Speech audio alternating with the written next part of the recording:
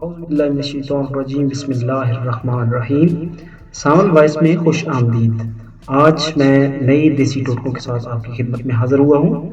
خالص دیسی گھی کی پہچان کے لیے تھوڑا سا گھی گرم کر کے ایک شیشے کی بوتل میں ڈال دیں اور اس میں 2 قطرے شورے کا تیزاب ڈال دیں۔ اب اگر تو گھی خالص ہے تو رنگت تبدیل نہ ہوگی، اور اگر خالص نہ ہوا تو رنگ بدل جائے گا۔ گرمیوں میں انڈے فریج میں رکھنے کے باوجود خراب ہو جاتے ہیں۔ اگر انڈوں پر فریج میں رکھنے سے پہلے کوکنگ آئل کا ہلکا سا کوٹ کر دیا جائے تو انڈے جلدی خراب نہیں ہوں گے اور زیادہ دن تک چلیں گے۔ سگڑ خواتین کو روٹی پکانے کا فن بخوبی آتا ہے، مگر نئی نویلی دلہنیں اس معاملے میں مار کھا جاتی ہیں۔ وہ پہلے ہی روٹی کے لیے بیلن کا استعمال کرتی ہیں۔ بیلن پر پیڑا بیلنا مہارت طلب کام ہے۔ یاد رکھیے کہ روٹی بیلتے وقت چاروں طرف یکساں دباؤ ڈالیں، ورنہ پکاتے وقت روٹی اس جگہ سے کچی رہ جائے گی جہاں دباؤ کم پڑے گا۔ اگر انڈے کسی وجہ سے ٹوٹ گئے ہوں اور آپ انہیں ابالنا چاہ رہی ہوں تو یوں کیجیے کہ ابالنے والے پانی میں 1 چائے کا چمچ سرکہ ڈال دیں۔ انڈے ضائع ہونے سے محفوظ رہیں گے۔ بالوں کی قبل از وقت سفیدی ختم کرنے کے لیے ناریل بہترین مرکب، جسے عصائے پیری کے نام سے شہرت حاصل ہے، اس کا استعمال پیرانہ سالی کے لیے بہت مفید ہے۔ اس کے لیے مغز ناریل، مغز فندق، مغز پستہ، مغز چلگوزہ، مغز اخروٹ، مغز بادام اور چینی باہم ملائیے اور اسے اچھی طرح کوٹ کر یکجان کر لیں۔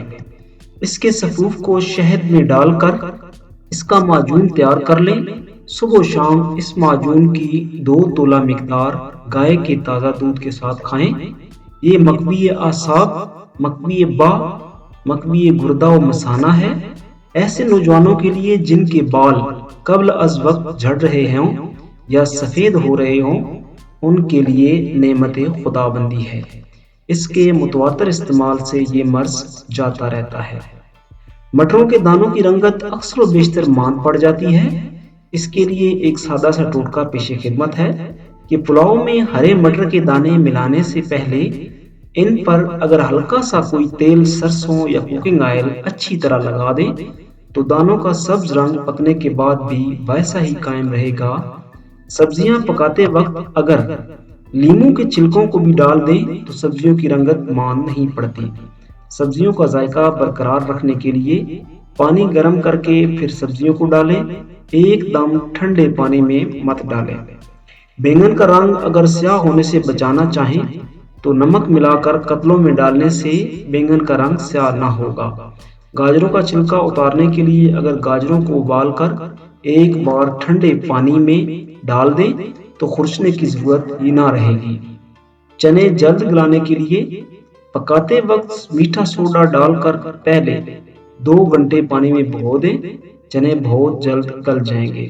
اسی طرح مٹروں کو پکاتے وقت اگر 1 چٹکی بھر میٹھا سوڈا ڈال دیں تو لذت بڑھ جاتی ہے۔ سبزی بناتے وقت اگر چھری کا زخم ہاتھ پر لگ جائے تو شہد کو سوتی کپڑے پر لگا کر باندھ دیں، ڈاکٹر کے پاس جانے کی ضرورت نہیں ہے۔ اکثر اوقات بکرے کے کوفتے مسالے میں ڈالتے ہی ٹوٹ جاتے ہیں۔ ہوتا کچھ ایسے ہے کہ آپ انہیں جڑا رکھنے کے لیے اجزاء میں سے کچھ شامل کرنا بھول جاتی ہیں۔ کوفتوں کے کیما میں 1 انڈا شامل کر کے اچھی طرح ملا لیں اور پھر ان کے کوفتے بنائیں۔ مزید یہ کہ کوفتہ مسالے میں اس وقت شامل کریں جب وہ گرم اور پک رہا ہو، اور اس وقت زیادہ چمچہ یا ڈوئی نہ چلائیں۔ کچھ گھروں میں کوفتوں کو مسالے میں شامل کرنے سے پہلے تل لیا جاتا ہے۔ کیک یا پیزا بنانے کے بعد اسے بیکنگ ٹرے میں رکھا جاتا ہے۔ جب سرو کرنے کا وقت آتا ہے تو کیک یا پیزے کا کافی حصہ ٹرے سے چپک کر رہ جاتا ہے۔ یہ امر جہاں کھانے میں بدمزگی پیدا کرتا ہے، وہیں محنت کے رائگاں ہونے کا بھی سبب بنتا ہے۔ اگر کیک کو ٹرے میں ڈالنے سے قبل اس پر چکنائی لگا دی جائے تو کیک ٹرے سے نہیں چپکے گا، اور اگر چکنائی لگانے کے بعد ٹرے میں خشک آٹے کی تھوڑی سی مقدار بھی چھڑک دی جائے تو بعد میں کیک آسانی سے ٹوٹے بغیر ٹرے سے سالم باہر آ جائے گا۔ بعض گھروں میں اب بھی دیسی گھی استعمال کیا جاتا ہے، اچھی بات ہے، کرنا چاہیے، صحت کے لیے بہت اچھا ہے۔ دودھ، دہی یا ملائی سے دیسی گھی تیار کرنے کی مختلف تراکیب استعمال کی جاتی ہیں۔ بعض دفعہ دیسی گھی سے کھٹی لسی وغیرہ کی بو آتی ہے۔ اسے دور کرنے کے لیے تقریباً 1 کلو گھی میں 2 کھانے کے چمچ خشک آٹا ڈال کر اسے پکائیں، پھر چھان کر استعمال کریں۔ اب کسی قسم کی بو باقی نہیں رہے گی۔ تلنے کے پکوان تیار کرنے میں اگر آپ چاہیں کہ گھی ان چیزوں میں کم از کم جذب ہو تو گھی میں کم چیزوں کو ڈالیں۔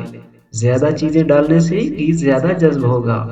گھی استعمال کر کے اسے صاف کرنے کے لیے اگر گھی میں ٹھنڈا یخ پانی ڈال دیں، اسی طرح صاف گھی اوپر آ جائے گا۔ اب اسے اوپر سے اتار لیں۔ غیر استعمال شدہ گھی سے بدبو آنا شروع ہو جائے تو 1 پاؤ دہی کو 5 کلو گھی میں اس قدر پکائیں کہ دہی جل جائے۔ اب گھی سے بدبو نہیں آئے گی۔ گھروں میں بالائی جمع کی جاتی ہے اور اس کو مختلف طریقوں سے استعمال کیا جاتا ہے۔ اکثر اس بالائی میں دودھ کی مقدار بھی شامل ہو جاتی ہے، جس پر یہ قدرے پتلی ہو جاتی ہے۔ کریم گاڑھی کرنے کے لیے پھینٹتے وقت ہر 1 پاؤ کریم میں 1 چائے کا چمچہ سادہ جیلاٹین ملا لیں تو اس میں موجود دودھ جذب ہو جائے گا، کیونکہ جیلاٹین فاضل دودھ چوس کر کریم کو جلد گاڑھا ہونے میں مدد دیتی ہے۔ فریج میں پڑے پڑے پنیر پتھر کی طرح سخت ہو جاتا ہے۔ اسے تازہ کرنے کے لیے ایک صاف کپڑے کو سرکے میں ڈبو کر اس میں پنیر کو کئی گھنٹوں تک لپیٹ کر رکھ دے، پنیر نرم ہو جائے گا۔ جب بریانی برتن کی تہہ میں لگ جائے تو اس کا آسان حل یہ ہے کہ بریانی پکاتے وقت دیگچی کی تہہ میں اگر تیز پات، جس کو بے لیوز بھی کہتے ہیں، کی تہہ بچھا دی جائے تو آنچ متناسب طور پر بریانی کو پکائے گی اور بریانی کی لذت جہاں مزیدار ہوگی وہیں وہ جلنے سے بھی محفوظ رہے گی۔ بعض اوقات مجبوری میں نئے چاولوں کو فوری پکانا پڑ جاتا ہے، مگر انہیں جتنی بھی محنت سے پکایا جائے پھر بھی پکنے کے بعد چپک جاتے ہیں۔ اس نسخہ پر عمل کر کے آپ نئے چاولوں سے پرانے چاولوں کے نتائج حاصل کر سکتے ہیں۔ نئے چاولوں کو عام پانی سے دھونے کے بعد ایک بار گرم پانی میں بھگو دیں۔ جب یہ پانی ٹھنڈا ہو جائے تو اسے نکال دیں۔ نیا پانی گرم کر کے چاول پھر ایک بار ابال لیں اور پھر نچوڑ کر دم دے دیں۔ چاولوں کی بڑیاں بنانے کے لیے چاول ابال کر تھوڑا پانی، سفید زیرہ، نمک، مرچ حسب ذائقہ شامل کر کے ملیدہ بنا لیں۔ اب کسی ٹرے میں گھی لگا کر ہاتھ سے پسندیدہ سائز کی بڑیاں بنائیں۔ چند دن دھوپ میں سکھا کر گھی میں تل لیں۔ پیسٹری تیار کرنے کے لیے جو آٹا اس کے کیک کے لیے گوندا جاتا ہے، اگر اسے صرف آدھ گھنٹہ کے لیے فریج میں رکھ دیا جائے تو پیسٹری بہت ہلکی اور اچھی بنے گی۔ باسی چاولوں سے مصری کباب بنانے کے لیے باسی چاولوں میں تھوڑا نمک اور سیاہ زیرہ ملا کر پیس لیں اور قیمہ بھون کر ہری مرچ اور ہرا دھنیا حسب ذائقہ ملا کر چاولوں کے درمیان رکھ کر لمبوترے کباب کی طرح کھلے گھی میں تلیں۔ مزیدار کباب تیار ہو جائیں گے۔ اگر میری یہ ویڈیو آپ کو اچھی لگے تو لائک کریں، اپنے فرینڈز اور فیملی ممبرز کے ساتھ شیئر کریں۔ اگر میرے چینل کو آپ نے ابھی تک سبسکرائب نہیں کیا تو پلیز میرے چینل کو سبسکرائب کر دیں اور بیل آئیکن لازمی پریس کریں، اس سے میری ہر نئی آنے والی ویڈیو آپ سب سے پہلے دیکھیں گے۔